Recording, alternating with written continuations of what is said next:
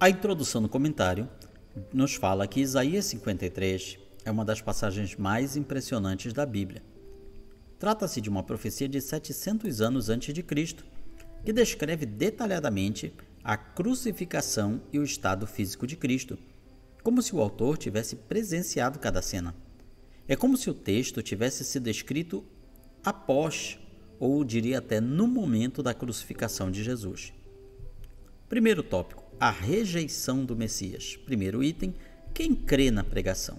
Quem creu na nossa pregação? A quem foi revelado o braço do Senhor? O que se vê na descrição textual é que o servo sofredor, que é o personagem central desse texto, seria rejeitado e desprezado. O termo pregação nesse texto enfatiza categoricamente essa rejeição. Quem creu na nossa pregação? Como é uma pergunta retórica, como que dizendo: eu preguei, mas ninguém acreditou em mim. As pessoas não me deram atenção, não me deram valor. Isso expressa muito bem o que Jesus passou. Embora durante 3 anos Jesus estivesse fazendo milagres, prodígios, maravilhas, ensinando o povo, apesar dele ter um grande apelo popular, digamos assim, mas em termos de fé, de crença, a população nesse ponto não tinha essa qualidade. A interferência divina expressa pelo braço do Senhor estendido é uma frase sempre usada quando se trata de intervenção divina nas prestezas humanas, sobretudo quando Deus livra seu povo e pune seus inimigos. O braço do Senhor, a quem foi revelado o braço do Senhor, representava as intervenções sobrenaturais na população, na vida das pessoas daquela época, através dos milagres e ensinos de Jesus. Aqui se vislumbram a pessoa, os sofrimentos, a humilhação e a exaltação detalhadas na descrição da morte do servo sofredor pela humanidade. Não encontraremos em nenhuma outra parte do Antigo Testamento profecia tão clara que descreva o sofrimento do servo sofredor e, em seguida, a entrada dele na sua glória. Trata-se então aqui de um proto-evangelho, ainda em formação, ou seja, a pré-existência da mensagem salvífica. Em relação a isto, os verdadeiros pecadores são aqueles que desprezarão a notícia da salvação vinda através do Filho de Deus.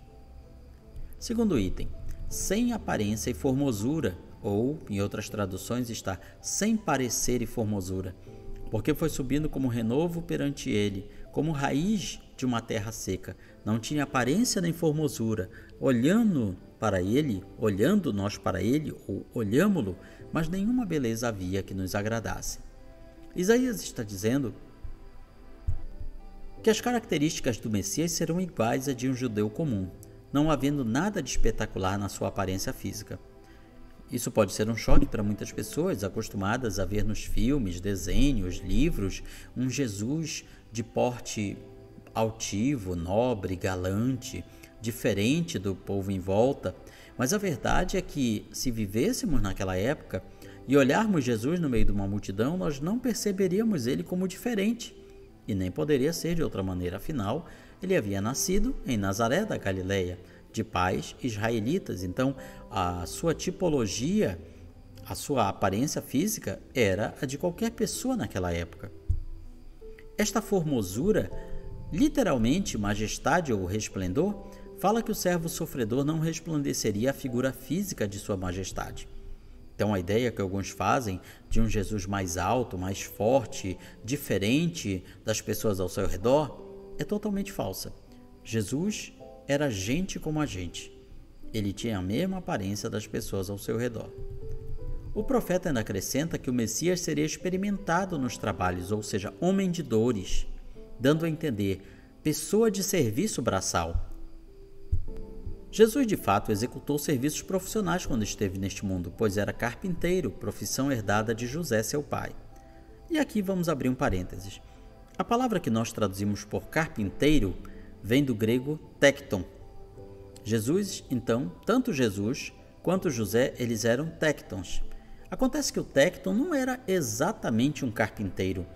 Era o que a gente chamaria hoje de serviços gerais, braçal, pessoa que poderia tanto trabalhar com carpintaria, quanto também carregando massa, batendo massa, carregando pedras, sendo, poderíamos dizer, ajudante de obras. O que nos dá a entender que Jesus, ele era uma pessoa de condição humilde, de condição baixa, que junto com seu pai, com a sua família, precisavam executar trabalhos braçais para se manter. Portanto, aquela imagem que nós encontramos muito em livros, em séries, em filmes de Jesus lá na sua carpintaria, pode não ser exatamente verdade, pode não ter muito a ver com isso. Aliás, a Bíblia não nos relata, mas a história nos relata que próximo da cidade de Nazaré havia outra chamada Séforis. E ali nesta cidade, o rei Herodes daquela época, não aquele mesmo que determinou a morte das criancinhas, ele havia determinado uma espécie de construção daquela cidade, construção de teatros, templos, anfiteatros, transformar aquela cidade de Séforis numa espécie de cidade turística, cidade para os ricos, cidade para as pessoas irem ali disputar jogos que eram muito atraentes naquela época. Então veja que isso demandou, claro, construção e muito trabalho. Séforis ficava a cerca de 4 quilômetros de onde ficava Nazaré. Então não é demais nós pensarmos do menino Jesus, do adolescente Jesus com a sua família, trabalhando naquelas obras para se manter. A Bíblia não conta isso, é apenas uma teoria, mas uma teoria plausível, que Jesus e seus pais eram pessoas braçais. Ou seja, se você pensa num Jesus todo bonito, delicado ali na carpintaria, pense em Jesus com suas mãos calejadas, rosto queimado pelo sol, de carregar pedras, de carregar pedaços de madeira para construções, andaimes, batendo massa. Então, tudo isso se encaixa nessa expressão homem de dores e experimentado nos trabalhos que o profeta Isaías falou. Jesus tinha todas as características de um judeu comum, tanto que para distingui-lo dos demais apóstolos, Judas teve que beijá-lo para identificá-lo perante os seus opositores. No caso aqui, o beijo no rosto, que era comum no Oriente naquela época. Na verdade, ainda é em algumas regiões do Oriente até hoje. Ou seja, Jesus, no meio dos seus discípulos, naquele ambiente da noite, não se diferenciava fisicamente. Por isso, Judas teve que realizar esse beijo da traição, justamente para que os guardas romanos e judeus que vinham atrás dele pudessem saber qual daqueles homens ali reunidos se tratava de Jesus. O texto é claro quando indica que este servo, ou literalmente escravo, fosse realmente deformado, feio, antipático. Incisivamente, o que o texto narra é que os espectadores humanos estavam cegos para sua beleza. Olhando nós para ele, não foi vista beleza nenhuma. Ou seja, a real beleza de Jesus não foi reconhecida pelas pessoas da sua época, porque não era uma aparência exterior. Terceiro item. Era desprezado, o mais rejeitado entre os homens, homem de dores e que sabe o que é padecer. Como um de quem os homens escondem o rosto, era desprezado e dele não fizemos caso. A rejeição humana surgiria de um confronto entre o ideal de Messias que eles tinham e o verdadeiro Cristo. Bem mais oportuno seria um Cristo nobre, assentado num trono, do que a ideia perturbadora da cruz. Na realidade, até hoje, o judaísmo aguarda um Cristo, um Messias dessa maneira. Assim como naquela época, se espera um Messias que venha libertá-los da opressão dos seus inimigos, restaurar a autonomia, tornar Israel uma grande nação, uma superpotência. Era isso que se esperava naquela época. Portanto, um Messias pobre, humilde e destinado a se sacrificar não se encaixava na teologia judaica. Por isso mesmo a expressão "e como um de quem os homens escondiam o rosto" dá a entender que o povo de Israel, as pessoas daquela época e até os de hoje, sentem vergonha de Jesus.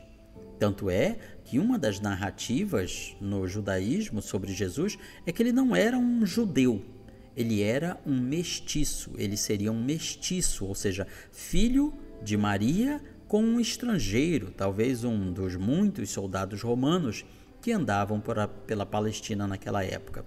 Então tudo isso por quê? Por causa da vergonha que Jesus causa ao judaísmo. O único espetáculo que o servo sofredor teria a oferecer seria a sua peregrinação, sofrimento e morte, pois o seu parecer estava desfigurado. Isso também aponta para a sua aparência física após ser chicoteado, após ser forçado a levar a cruz, receber pancadas no seu rosto e no seu corpo, desferidas pelos guardas romanos e também guardas judeus, por que não dizer? Ou seja, a sua aparência física era de alguém todo cheio de hematomas, sangramentos. A esperança de um Messias político manifestado com toda a pompa não se harmonizava com a ideia daquela manifestação messiânica. Ao invés de tudo isso, ele cresce como uma planta silenciosa. Nada e glória nenhuma poderia se encontrar nele, pois resplandece aí uma figura humilde e penosa. Feito pecado por nós, ele abraçou a sentença, denunciando o pecado e vencendo a morte. Segundo tópico, o sofrimento e morte do Messias. Isaías 55. Vale ressaltar que todos os sofrimentos recaídos sobre o servo não o tornam próprio do mesmo, pois claramente o texto corrige: certamente ele levou sobre si. Com isso, desponta-se a consciência no reconhecimento de que os espectadores estão implicados no fato. Foi a nossa vil condição que o submeteu manifestamente ao mundo, sob tal sentença. Ele sofreu em nosso lugar. Então, quando o texto fala, verdadeiramente ele tomou sobre si as nossas dores. Então, o que ele sofreu não foi por causa dele próprio. Ele não sofreu por causa dos seus próprios erros e pecados. O que ele sofreu foi por causa de outras pessoas. Ele sofreu em nosso lugar. Ele assumiu a culpa de nossas deformidades. Portanto, temos aí o sacrifício expiatório, o sacrifício vicário de Cristo, a sua morte substitutiva. Ele veio substituir a nós no sacrifício para nos justificar diante de Deus. Primeiro item: tomou sobre si os nossos pecados. Certamente, ele tomou sobre si as nossas enfermidades e as nossas dores levou sobre si. E nós o reputamos, nós o considerávamos por aflito, ferido de Deus e oprimido. Foi por nossos pecados e em nosso lugar que Jesus sofreu, pois todos nós havíamos caído da glória de Deus, sendo necessária uma reconciliação.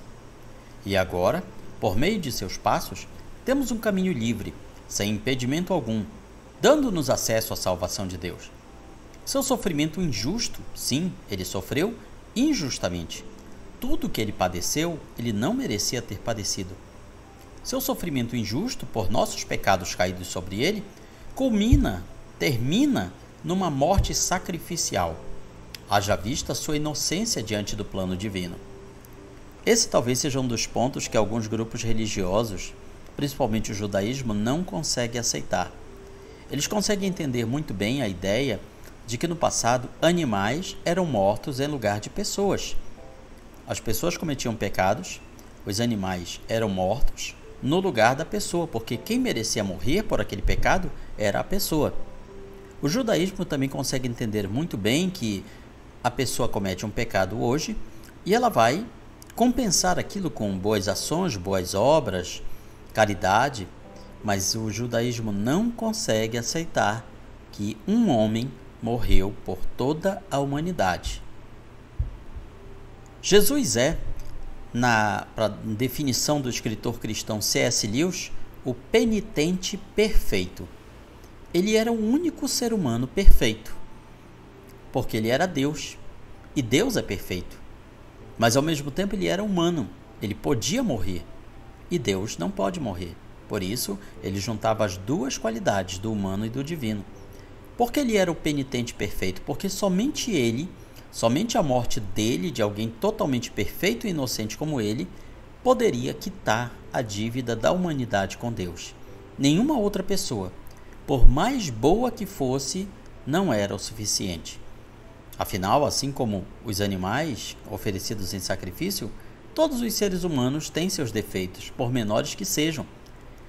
Claro que muitos animais não tinham defeitos aparentes, físicos, mas tinham outros defeitos menores, que Deus não levava em conta, Deus olhava somente os defeitos exteriores, até para possibilitar que as pessoas pudessem ter o que sacrificar.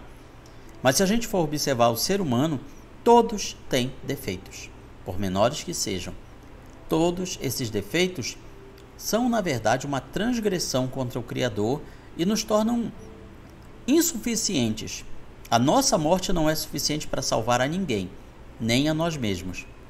Por mais que entreguemos a nossa vida de forma altruísta, podemos ajudar uma ou outra pessoa, mas não podemos pagar os pecados da outra pessoa, nem sequer os nossos. Jesus não.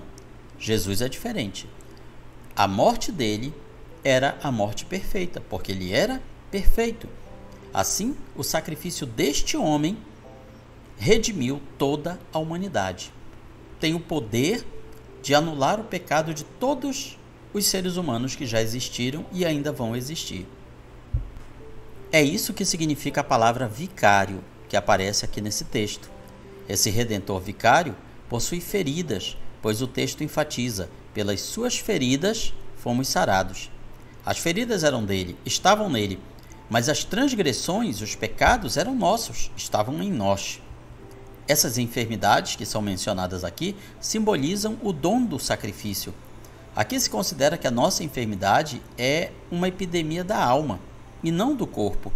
Jesus é chamado de o ferido de Deus.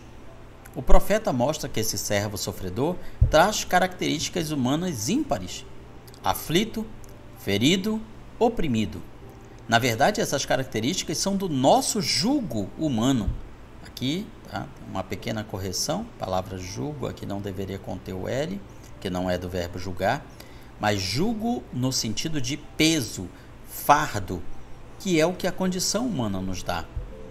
A expressão traspassado ou furado casa com o sentido da crucificação. Ele foi ferido pelas nossas transgressões, ele foi traspassado, ele foi furado. Veja que na época que Isaías escreve esse livro, essa profecia, não existia ainda a pena de crucificação. Entre os israelitas, a pena de morte era dada ou por apedrejamento ou por enforcamento. A crucificação foi inventada pelos persas e depois copiada pelos romanos. Portanto, essa profecia aponta de forma magistral para a maneira como o Messias seria morto, através de crucificação. Assim, por nossas transgressões, palavra essa que possui derivação da raiz rebelar-se, ou seja, nossas transgressões são as nossas rebeliões. Isso expõe a ideia de um resistir em série. É uma resistência contínua. O ser humano, ele resiste contra Deus e suas ordens. É uma resistência exponencial à soberania divina. Deus quer de nós obediência e submissão. E o ser humano, no seu estado natural, ele é um rebelde. Ele é alguém que resiste à ordem de Deus. Segundo item, o castigo que traz paz. Mas ele foi traspassado pelas nossas transgressões e moído pelas nossas iniquidades.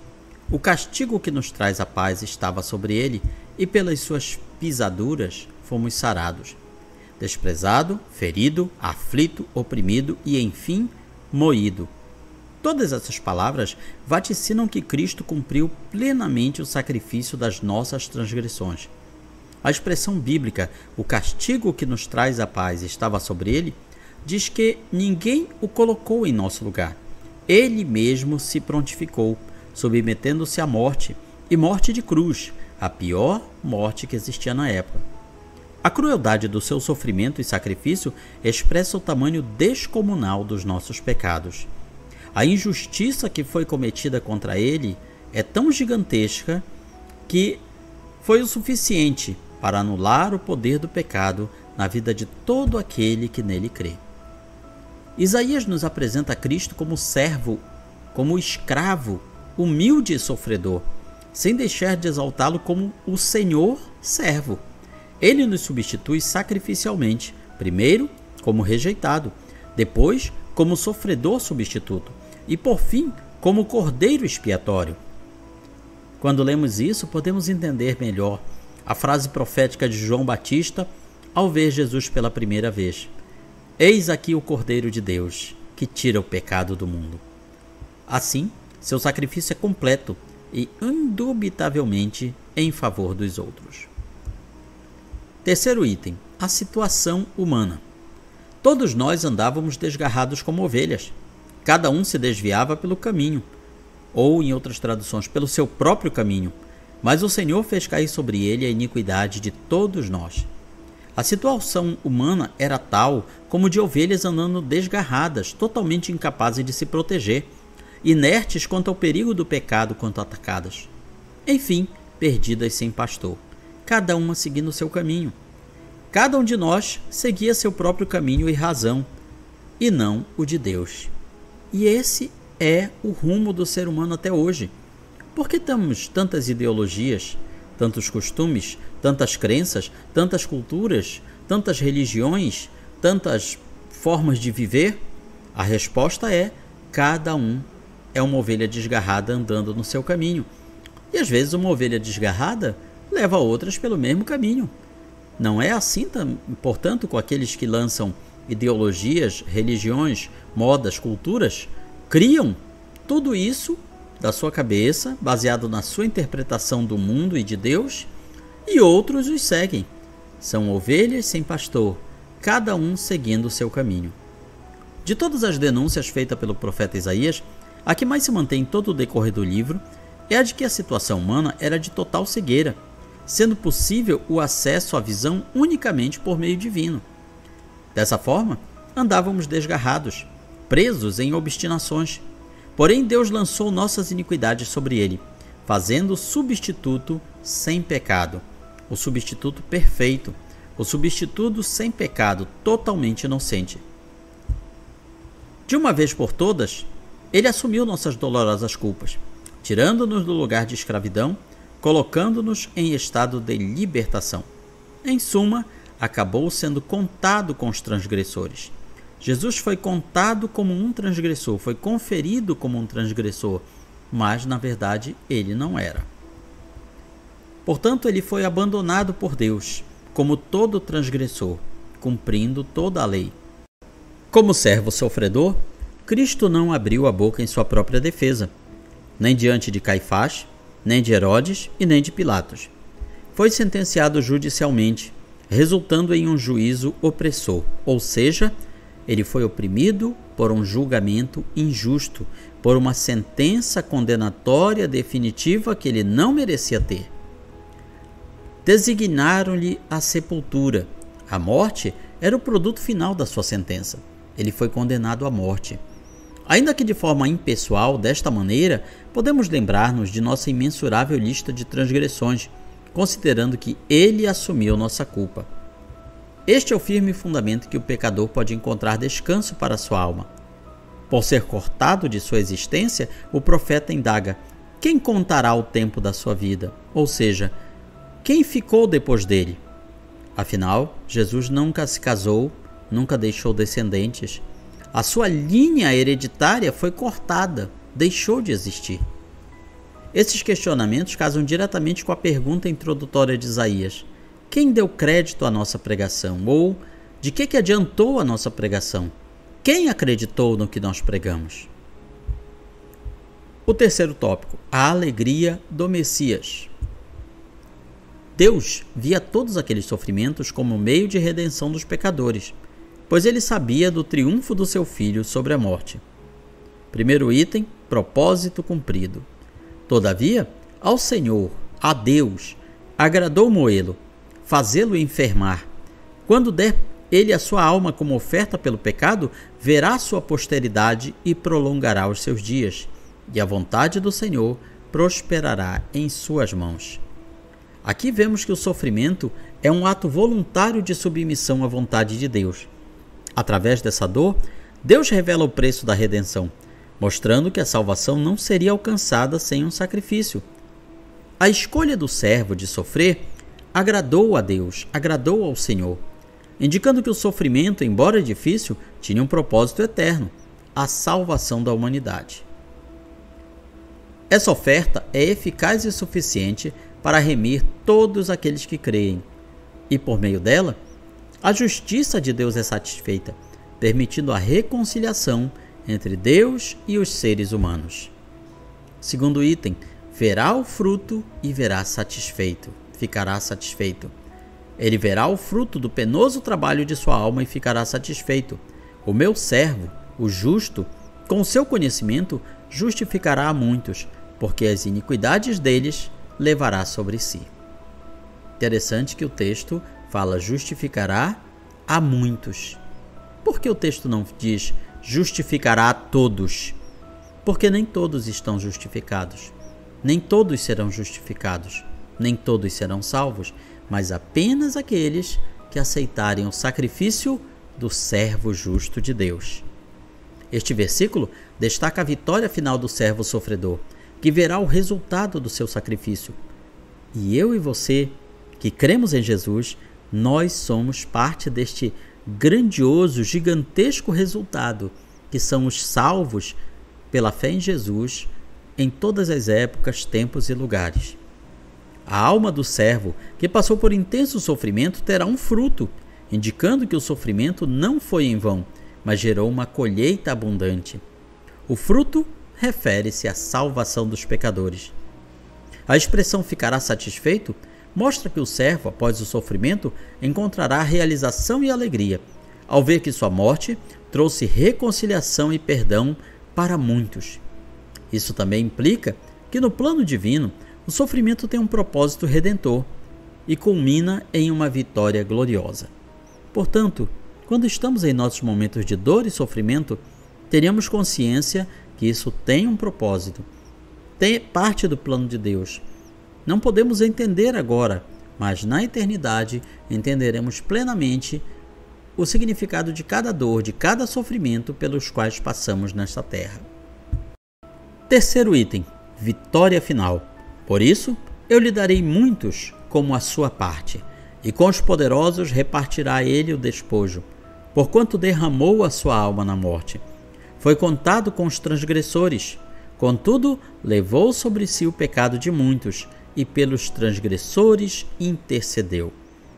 Algumas versões colocam esse versículo, esta parte final, no presente.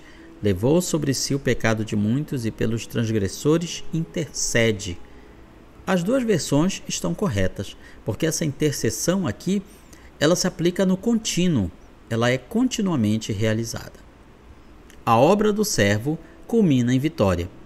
A promessa de Deus é que o sofrimento do servo não será em vão. Ao contrário, ele verá a redenção de muitos, a semente que brotará do seu sacrifício, ou seja, nós, os salvos pela fé em Jesus. A recompensa de sua obediência garante que por meio de sua morte a salvação será oferecida àqueles que, pela fé, reconhecem seu sacrifício. A posse de uma grande vitória, uma herança que inclui os muitos que serão salvos, é uma honra concedida em reconhecimento ao sofrimento e à fidelidade do servo. Aqui esse texto, então, mostra que a salvação de muitos pela fé neste servo sofredor é a recompensa eterna que ele terá. Concluímos com nossa aplicação pessoal. Isaías 53 nos chama a refletir sobre o custo da nossa salvação e a profundidade do amor de Deus por nós. Isso nos desafia a viver em gratidão, buscando a santidade em resposta a esse amor imenso. Com isso, concluímos o nosso estudo da lição número 9 deste primeiro trimestre do ano de 2025, a revista do Programa de Educação Cristã Continuada. E na sua escola dominical, você vai aprender muito mais. Comente, curta, compartilhe este vídeo, nos ajude a espalhar a boa semente aos corações. Que Deus nos abençoe.